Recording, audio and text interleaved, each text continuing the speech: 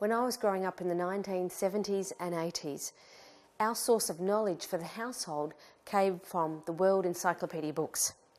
Nowadays, generations of children are so overloaded with the amount of information through electronic sources like the internet that an important part of the education system needs to be on critical thinking. So I want you to think about where your knowledge and opinions come from and where we can get authoritative sources of knowledge. So everybody has an opinion, but what is truth? Accessing the latest scientific knowledge is essential for both building biologists and feng shui consultants to keep up to date with the latest in electromagnetic field research, mould, allergens and chemicals. When we look at where we get our information from, we will get it from what we were taught in the education system. We get it from textbooks and popular wisdom and social media. We get it from Dr. Google and lots of websites. And goodness knows there's lots of websites with lots of people's personal opinions. We get it from colleagues and friends, family, seminars, and of course, life experience. And all of this shapes what we believe about the world around us. Truth is often a mixture of belief, which may be poorly justified or not, and also knowledge. And knowledge is wisdom that is applied. Somewhere in between truth and belief is knowledge. So critical thinking is really important to determine the knowledge once we review the facts, which come from authoritative sources, from our own beliefs. And this includes finding credible information, which is becoming more challenging because the amount of information, as I mentioned, is just so overwhelming nowadays. The first source of reputable information comes from peer-reviewed scientific literature. It comes from validated databases, scientific databases, which I'll talk about shortly. Authoritative sources could also, however, be plagued with conflict of interest. We know that 2% of systematic reviews in the scientific search engine and databases are valid, which implies 98% is not likely to be valid, according to a recent review by a professor a Greek professor in the USA. Often there's conflict of interest because people who are getting the funding to do the research are funded by the industry that's often causing the problem. So how do we navigate our way through understanding what is real, what is truth, and what is good quality information? Well, we get information from governmental agencies like the US Environmental Protection Agency, from the US Government Accountability Office, the American Conference for Governmental Industrial Hygienists. Many of these are actually, you will learn about, particularly in the building biology course, as reputable sources of information. Agency for Toxic Substance Disease Control, the Australian Bureau of Statistics is a useful resource to look at demographics and statistics throughout the Australian population, age, sex, gender, all of those things. Safe Work Australia, of course, is an important site to determine what the exposure standards are for various chemicals. We have the NHMRC, we have NICNAS, FSANS, Food Standards Australia and New Zealand, National Industrial Chemical Notification Assessment Scheme, the APVMA, Australian Pesticides Veterinary and Medical Association. These are regulatory bodies in Australia that regulate chemicals, and of course the TGA. What I'm going to do in this particular presentation is give you a lot of the reputable sources that I've collated over the last 20 years of doing this work in building biology and environmental health. And one of the major sources, particularly for air and water pollution, is the US Environmental Protection Agency, a wonderful resource, particularly for air and water pollution. We have the Agency for Toxic Substance Disease Control, really great information on chemicals in household products, cleaning products, in air and water, traffic-related air pollution, etc. Also a great resource. We have the Australian Bureau of Statistics, as I mentioned, great for data on demographics in that particular area of Australia. It looks at well, you can see here the latest, which I've just lifted off the website yesterday. There's the population in Australia is currently 24 1,281,425 people, and every minute another baby is born in this country. We have the average weekly income is $1,516, $1,516 every week in Australia. So they've got some really good stats here about the Australian population. But when you dig deeper into the Australian Bureau of Statistics, we find some really useful information. We find, for example, that over 58% of the continent of Australia is used for farming purposes. Most of it's for grazing, for sheep and cattle, for example. However, up to 10% is used for crop dusting, which is really significant from a building biology perspective, because we know living within 1.2 kilometres of any form of farming where there's crop dusting, that your increased rate of exposure to agricultural chemicals like pesticides increases significantly. So we can see here, these are all the dots of businesses. It's actually not the land that uses pesticides, it's all the businesses that use agricultural chemicals. And as I mentioned, up to 58% of the entire continent is used for agricultural purposes in Australia. So stats like this are really useful. Safe Work Australia, as I mentioned, very useful site for the air sampling subjects for building biology students. We will look at this when it comes to understanding what the exposure standards for various chemicals are that affect the indoor air quality. We also have information that comes from non-governmental agencies such as the World Health Organization, the United Nations Environmental Programme. The Greenpeace or Friends of the Earth have some great reports. We have the National Toxics Network in Australia.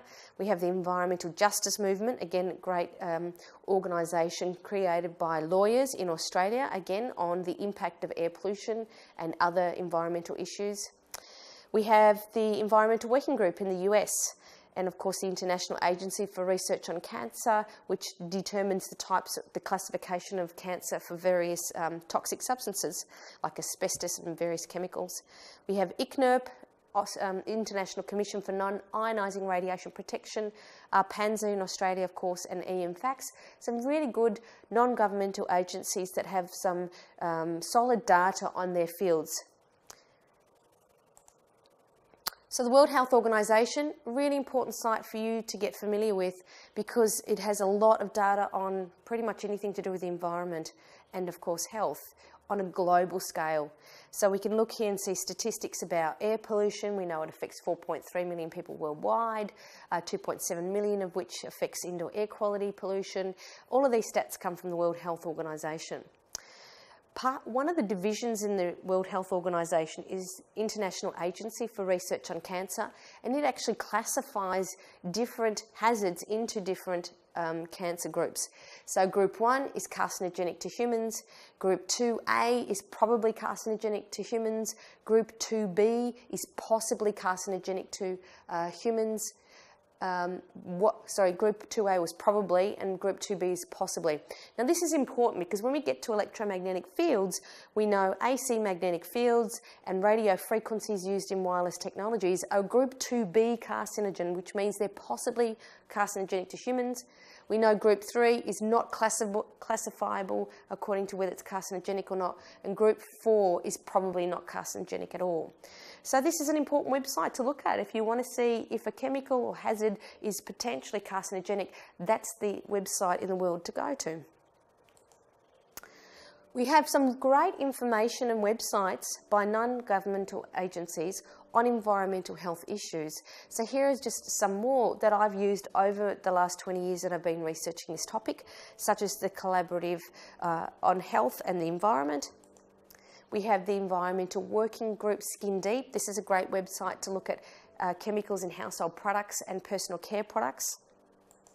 We have the Household Products Database, which goes into detail on personal care, pet care, home office use, automotive use, etc., and chemicals in everyday products. And we have the National Toxic Network based here in Australia, which has a great Australian theme as to the impact of various chemicals, the lack of legislation, and what they're doing in order to address a lot of these issues. We have the Environmental Working Group, again, has a lot of very useful information on their website, and they're the ones who actually created the Skin Deep website. We have the Breast Cancer Fund. They have produced some really important reports, particularly on the impact of hormone-disrupting chemicals and breast cancer risk, and also childhood neurobehavioural disorders. The Campaign for Safe Cosmetics is an excellent website to look at the impact of personal care products on children and on women's health, and is well worth looking into when you're doing any assignments on chemicals in personal care products. We then have other forms of authoritative sources are industry bodies. For example, the Australasian Society of Building Biologists, the Australian Society of Clinical Immunology and Allergy is great for allergies, so I'll have a look at some of these.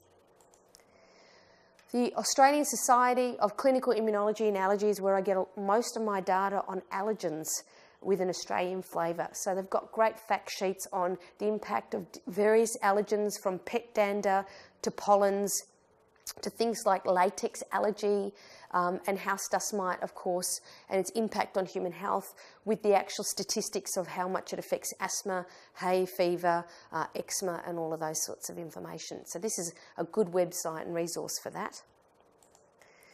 We have the National Healthy Building Network in the States, really good on building material toxicity, very good if you're doing the subjects building materials or building design. It has a lot of useful data.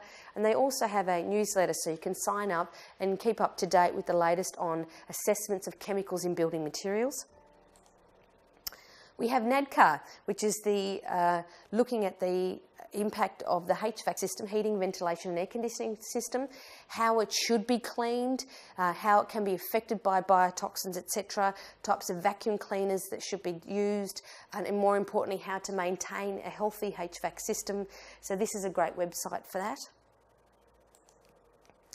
And of course, the Australasian Society of Building Biologists, if you haven't already registered to be a member as a student or graduate, that's really important. Whilst there's not a lot of data on adverse health effects and chemicals, this is a great way for you to keep up to date with the latest research. When you get to the college website, you'll see at the bottom right the building biology chat room. So for all the building biology students, I suggest you click on that. It'll take you to a closed Facebook page, and that will enable you to liaise with the existing students at the college as well as the graduates, and keeping you up to date with expos and exhibitors that are coming up, or conferences or webinars, etc., or information on chemicals, electromagnetic field, allergens, mould, etc. So please join that as soon as you can, as soon as you start the course. Of course, being a student member also enables you to be eligible to come to the quarterly meetings, where we fly in professors and experts from all over Australia to talk about their field related to electromagnetic fields, drinking water, air pollution, allergens, etc. So highly worth joining. It's very reasonable to join, and you'll be able to liaise with like-minded people and students of the college, as well as graduates who've been and working building biologists.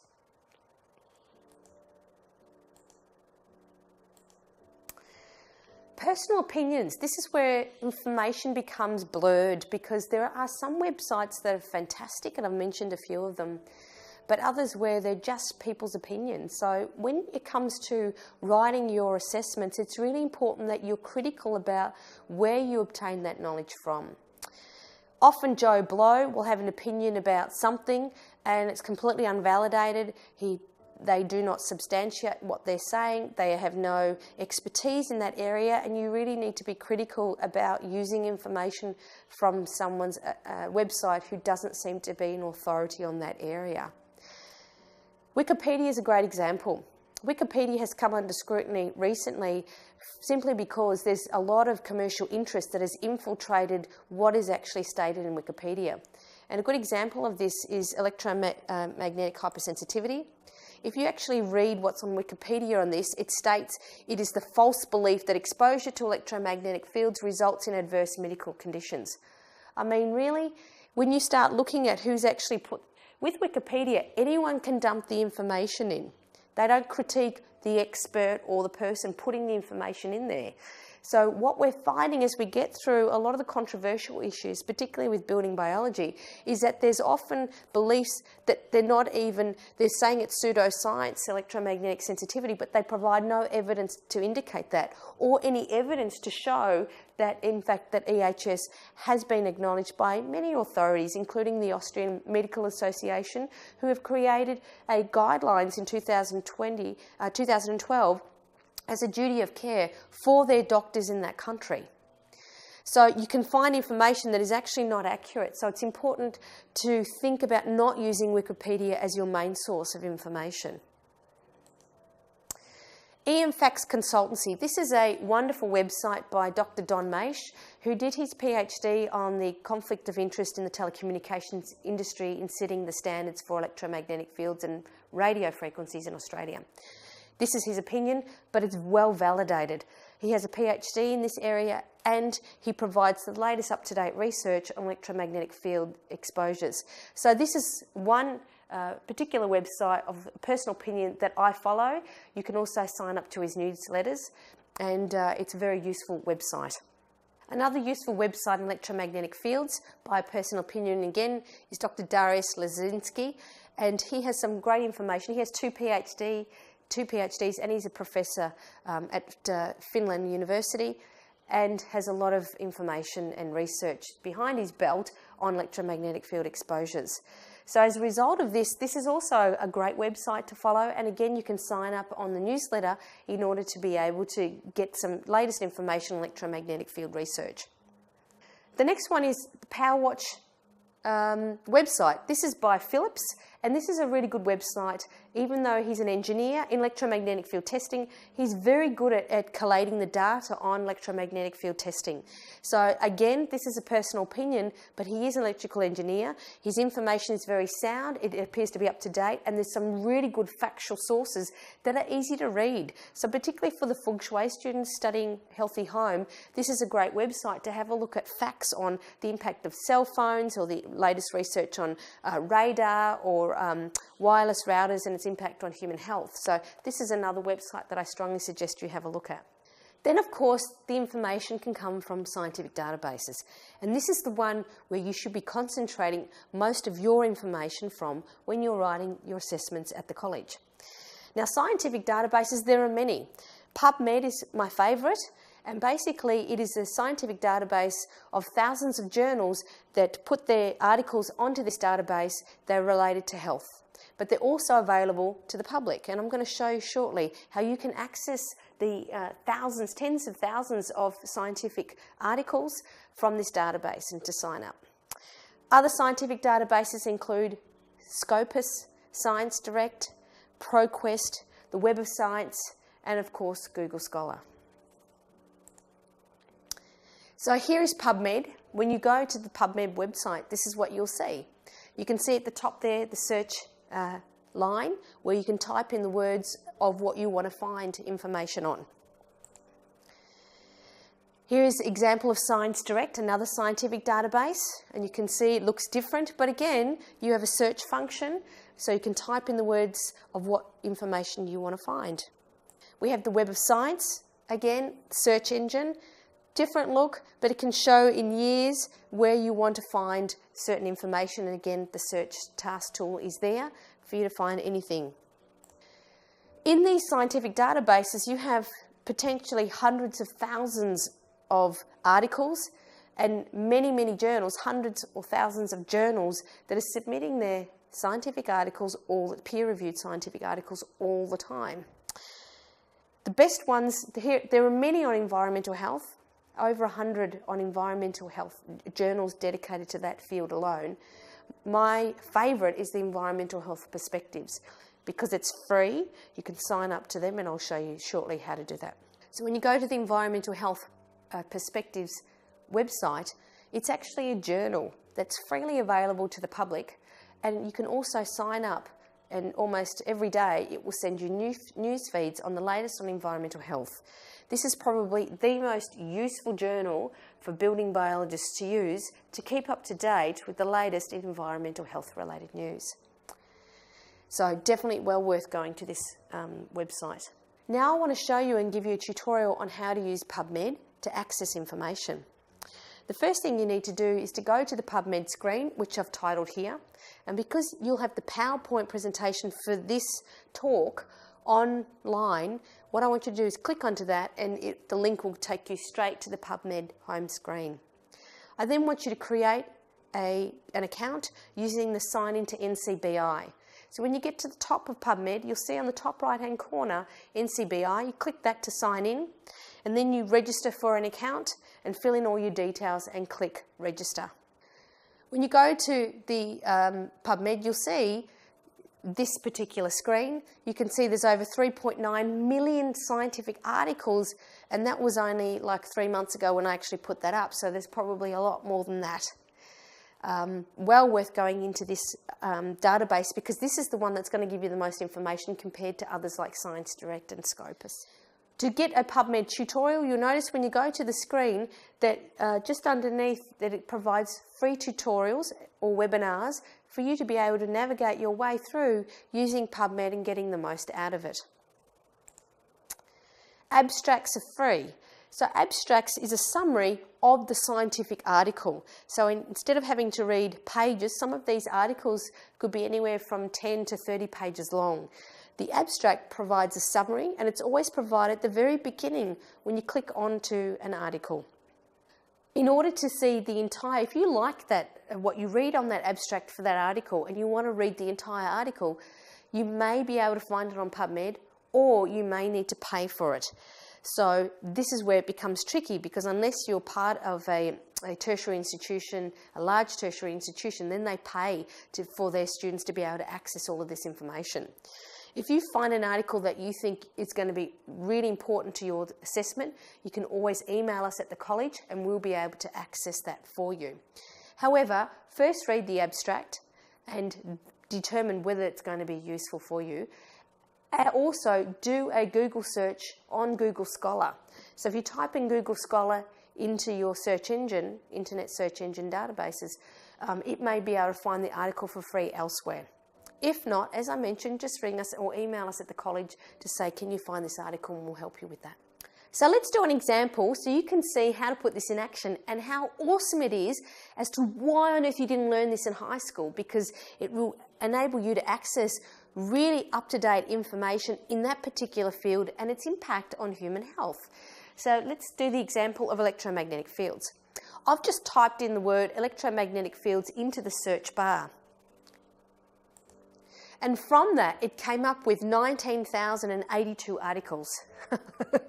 So there's over 19,000 articles on PubMed just on electromagnetic fields alone. And you can imagine, I don't have time to go through 19,000 articles, and probably nobody else in the world does either.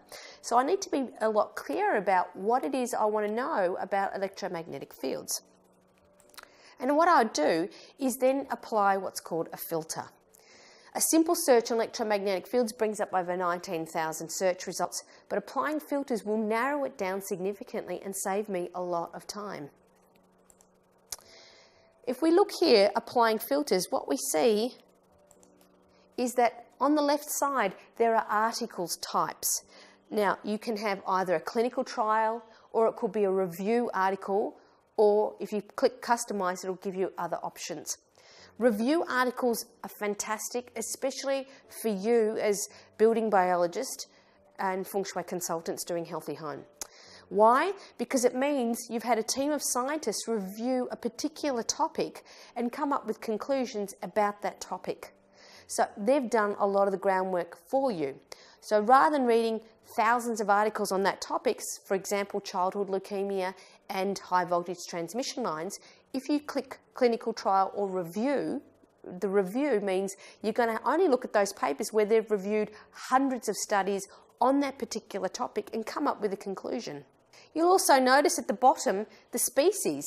So in order to reduce the amount of articles that come up for those keywords, by clicking on human versus animals, it will reduce the amount of articles that come up, because you'll be looking at the impact on people, not on rodents, for example. So for example, if we clicked on electromagnetic fields, we've clicked on review, and we've clicked on humans, and now when we look at the number of articles that have come up, so there's the review, And there are the animals that we've clicked here onto the article. Now we come up with 1,454 articles. So instead of over 19,000 articles, simply by clicking a review and clicking on humans, we've now narrowed our search down to 1,454 articles. But that's still too much. So now we want to restrict it to research of reviews that have occurred in the last 5 years. So you can see on the left side it says publication dates. By clicking on the last 5 years, we'll be able to narrow our review even further. By clicking on the last 5 years, we've now got 219 articles related to electromagnetic fields in the past 5 years that relate specifically to reviews.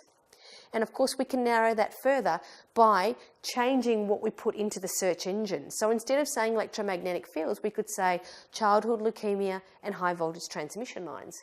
Or we could put impact of children, wireless technologies. So the keywords is what's going to save you a lot of time, and you really need, by reading more articles, you're going to get to understand the jargon that researchers use so that you can really fine-tune your search and only come up with a handful of articles that are going to be very useful for your assessments. So reviews are probably the most important things that you will want to access on search engines like PubMed. A systematic review is a type of literature review that collects and critically analyses multiple research studies and papers. And a good example of this is the Cochrane review, which I'll speak about shortly. A meta-analysis is also like a review, but it's a method designed to increase the reliability of the research by combining and analysing the results of all known trials of the same product or experiments on the same subject. So when it comes to looking at research in our field of environmental health, a meta-analysis and a systematic review will save you a lot of time because you've had other scientists and researchers collate the information on that particular topic and come up with their own conclusions. I mentioned the Cochrane database of systematic reviews is a useful one. That's where they pay a team of researchers in a particular field to come up with a systematic analysis and conclusion about what is going on with this hazard on human health. So this is also a really useful database that you may want to access information on. In order to create an alert, if you want to keep up to date with a particular topic, for example, childhood leukemia and high voltage transmission lines, you can actually program the PubMed website to keep you up to date and send you news feeds as soon as a study with those keywords comes up. So this is a really useful tool to know. So type your keywords in the search bar and click Save Search on the PubMed website. On the next screen, give your search a name and click Save. The next screen will provide you with a list of options. There are 3. Firstly, how often you want to be updated.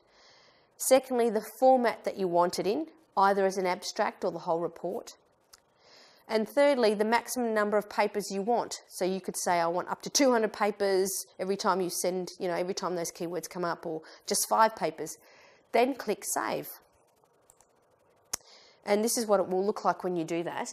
And you'll have access to these PowerPoint presentation slides so you can go through this in your own time. Now, to keep up to date, a really important thing, we don't have a lot of time. We all live busy lives. But an important part of your work, especially as a building biologist, is to keep up to date with the latest information. I've mentioned already, joining the Australasian Society of Building Biologists is critical. However, I also keep people up to date, including the public, on my Facebook page, my personal Facebook page, which is just under my name, Nicole Bausma. The Australian College of Environmental Study also has its own Facebook page, and we will keep you up to date in the latest in research on that page. So it's well worth joining the Australian College of Environmental Studies Facebook page, which you can directly get onto from the college website. Environmental health news, I've already mentioned. A very useful one in order to keep up to date.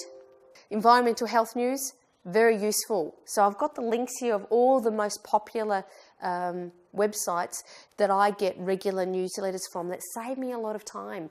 Mind you, it takes about 15 minutes a day for me to get through this, but it's well worth doing that because it will keep you up to date with the latest information on this. So what I've just given you is a useful tool to be able to start accessing useful and authoritative information in environmental health. By being attached to many of these websites and getting regular news feeds, you'll be able to keep up to date in various areas from electromagnetic fields and allergens to chemicals, etc. By joining the college Facebook site and other things like the Healthy Building Network or Don Macia's site, etc., or Darius Lewinsky, you'll be able to keep up to date with the electromagnetic field issues.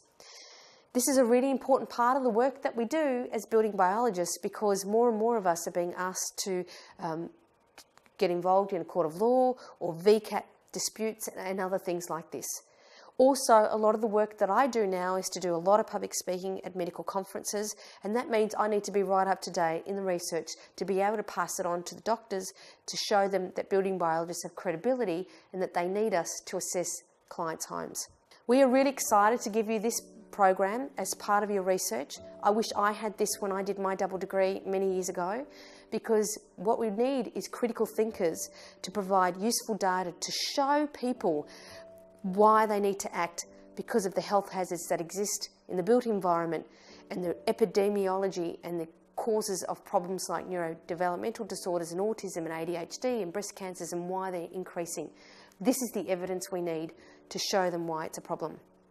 If you have any questions about research needs, you know we're here to help. Just pick up the phone or email us, and we look forward to helping you navigate your world through this amazing area of research. Thank you.